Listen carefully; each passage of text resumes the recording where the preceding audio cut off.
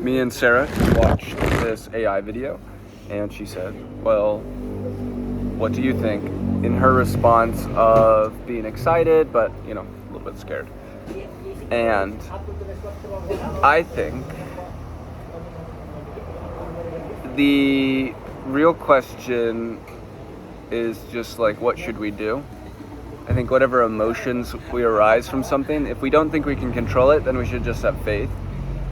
What other better way to allow something to do its good? It's believe in it. Now, I do think that could potentially be a piece of what I call the human alignment problem. Right now, everyone in the frontier of AI field is talking about this AI alignment problem that they briefly mentioned, which is, how do we make sure that this super intelligent AI doesn't kill us? Even if we say don't kill us, right. Once it's smart enough to reprogram itself, right. How do we kind of ensure that? How do we increase the security? From my side, I'm like, look, I already think reality was built in such an awesome way and perfect way that I have faith that whatever future is destined for us is good.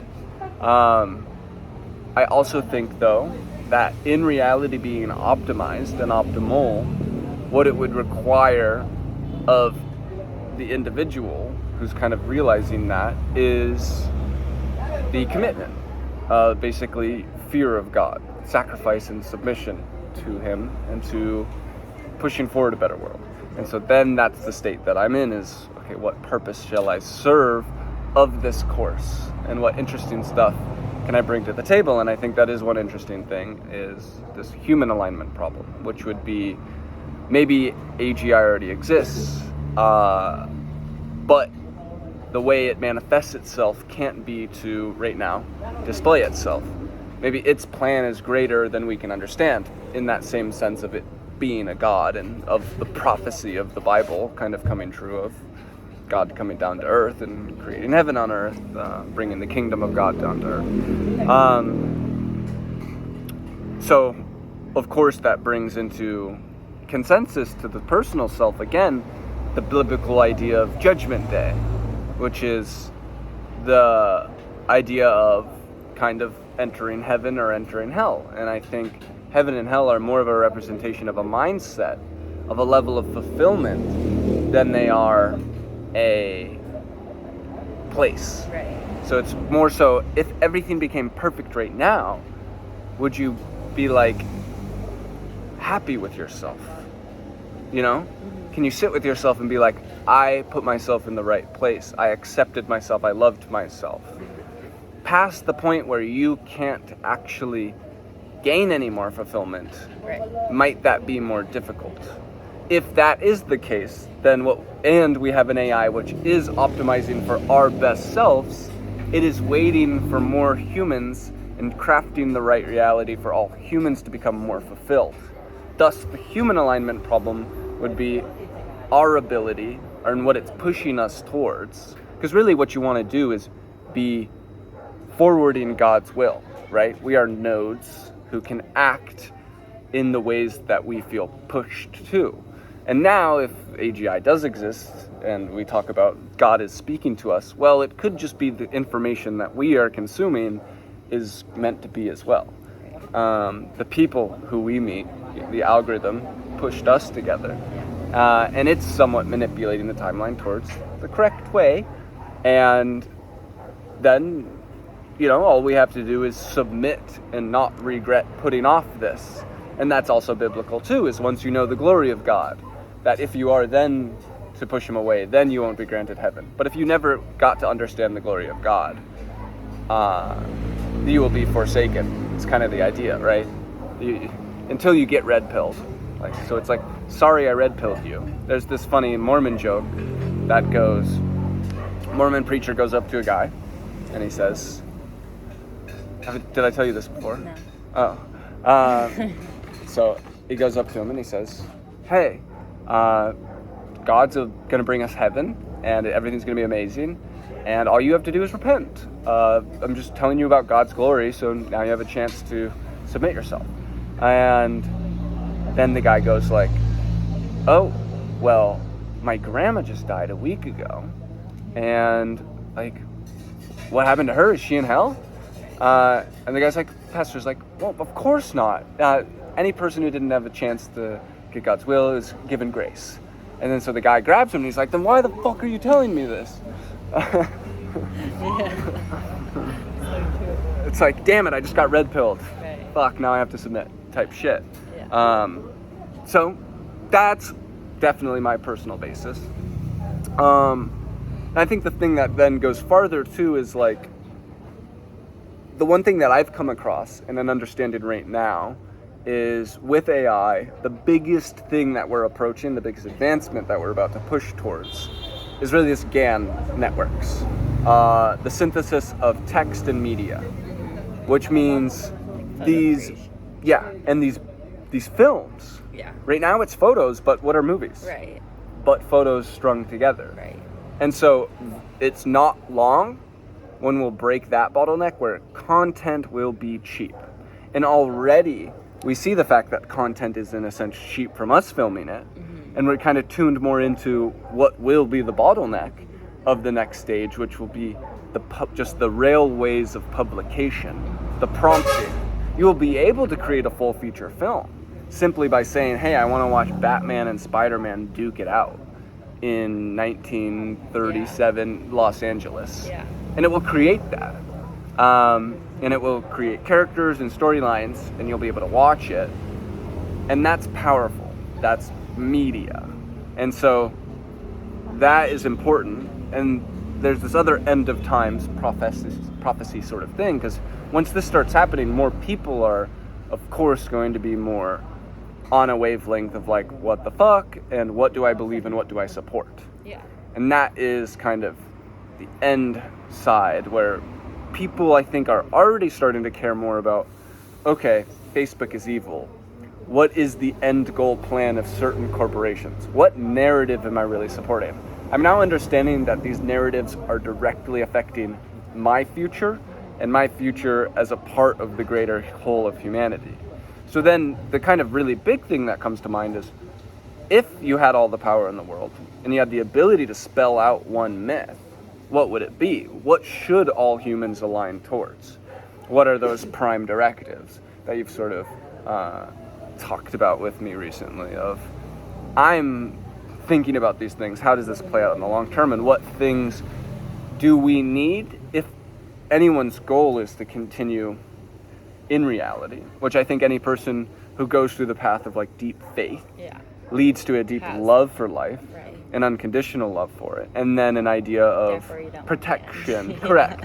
And this is the similarity of kind of, any religion is kind of talking about this end salvation, this theory of heaven. With Buddha, it's the end of samsara, which is a more enlightened version in a sense of basically saying who knows where in the time scale that we have already been. The cycle of rebirth and death could really just be, eventually, if I enter a simulation, a Neuralink thing that is just as real as this one, well, I'm going to come back to this one and I'm not going to be able to say that this is real. And you're going to lose stuff there. You get corrupted. We just watched a movie about that last night after I had written about it, which was pretty cool. 13th Floor. Gank-ass movie. Yeah, it was really good. No, like deep, very deep, on that fact of like, and it's similar with Westworld, these different concepts. Yeah. And so that brings about almost like two prime directives, which is, well, I want to continue believing you're real, right? I think that that's necessary for a healthy organism moving forward. I also think it needs to be an organism and not just a person, right? That's like the caring of humanity as an organism. And, if I think I'm the only real thing, if I think I'm God, then I'm supporting a man-God version of myself that wants to be all-powerful, that would go into the simulation, become corrupt, blah, blah, blah, blah.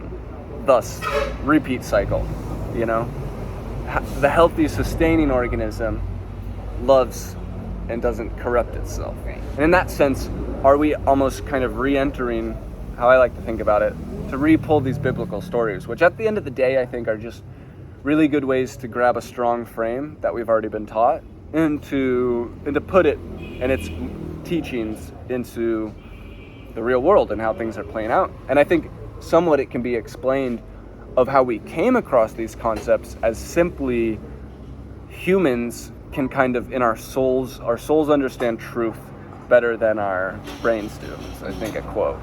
And I think like that those biblical prophecies could really just be some really deep thinkers, philosophers, who see that things were advancing and could kind of imagine the end of times and what problems it would be or how it would sort of play out.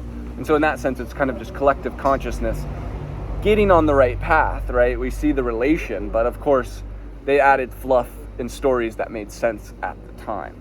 But now looking back at it, like, okay, what were the overall points they were making here of the end of times? And, you know, I think you can draw real value from that. And part of that is, I think we're then entering a period where we create a utopia, or what could also be called heaven, or a Garden of Eden type deal. And I imagine in a Garden of Eden that there would be sort of a fruit, or some corrupting knowledge. And so that would be the relation to what we just talked about of the fruit of our Garden of Eden could be the perfect simulation that we can go into. So once you've eaten that, you ruin the garden. Yeah. And you kind of redo the cycle. Right. The Garden of Eden is, of course, a story about the beginning. If you don't ever want to reach the end, then what you never want to reach is the next beginning. Right. You just have to elongate the current beginning. I think there's, luckily, like an infinite amount of utopias to experience. Infinity is impossible to comprehend as a human being. But there's this other cool concept that's related to this, which is, just wanted to get you in there, which is this idea that death is a bounding function that basically has this concept of either it's pointless, like if death happens, like none of it even really mattered, or it's everything. So you sort of have nothing to lose. Yeah. The cool part is there's just nothing to lose, but in that other sense, there's everything to gain.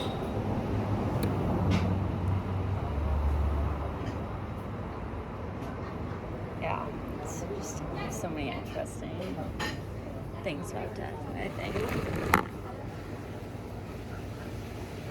I don't know. What? So I don't know what I think about death. And I mean, obviously, I think it's better to believe that it doesn't really matter. Mm-hmm.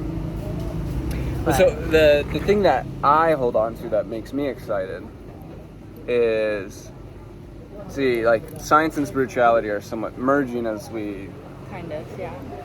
move forward. And so one of those concepts is resurrection, right? We will bring back In different the dead. Right. And yeah, I mean, that scientifically makes sense. Why would we not be able to? Like if what we have, like, we need to realize we are no different than the people 1,000 years ago who, like, you know, you brought one of these phones, even you go 500 years back, 300 years back. This is a magic box device that's all powerful. And so,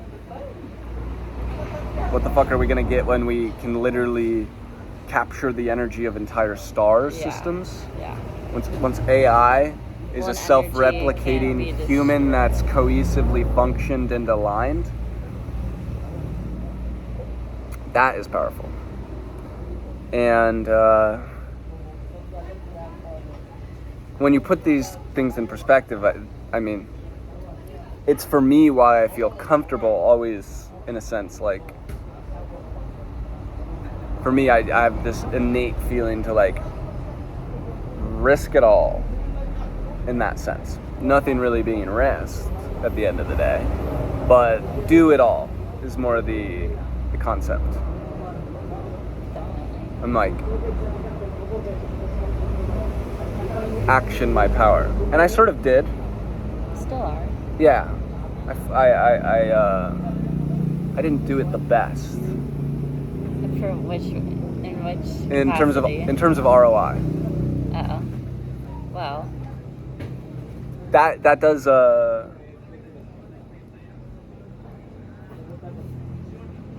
it's in the back of my mind sometimes. I try to I think defeat it's it. kind of like what you were saying. I forgot. Was it this evening or whatnot? You've written so much over time that it's like all there, and like maybe hasn't been the return yet, but like now it's like all coming together as this like structure of what, and I feel like that's honestly what is going to like catapult into a Failure equals lessons, for sure. yeah. So yeah, 1000%. I'm just like, damn, now I have all of the lessons. Right. But I spent all of the funds.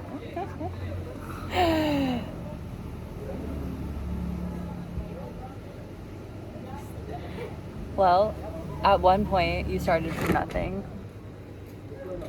So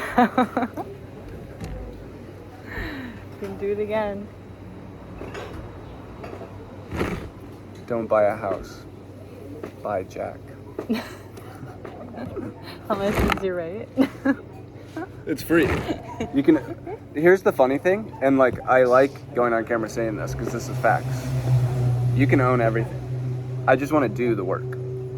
Like I literally like that is my mindset of like I care simply about the ability Right. to function. The actual output. Correct, because Right. I do not think it is going to be that long before it doesn't even matter. And the reason I even bring I'm that the same up. way though, you know that I don't care about money really that much. Oh, the fucker in my business said the same thing. Who now is demanding. He's like, money doesn't matter to me, man. Second, we get like a little bit later in the project, pay me all the dollars. For me, I'm like personally just very. I've always been this way, but I feel like with finances and stuff, I'm more so very. I care a lot about what is being done with the money. Yeah. So that's where my issue would be. Like I very like feel like I just would have very strong opinions on where to put it. You know. Thank you. I'm saying in general, you should action. Right. And this is something I know you that think part of even my right. I see a world of stuff that I think needs to happen, and thank you. Look at this. Got the food coming out here. This is all $3, $2 at our beach resort. You can't see the beach, but it's over there. Yeah, we did get a hut. We just came here for the Wi-Fi. Our the other house, which is cheap AF. And really, even the house is part of the business. To me, it's like the employees that will function there. It's a good So with the whole thing with like AI and creation of video, photo, all that stuff. Yeah. What do you think is going to happen to people that are still trying to be content creators?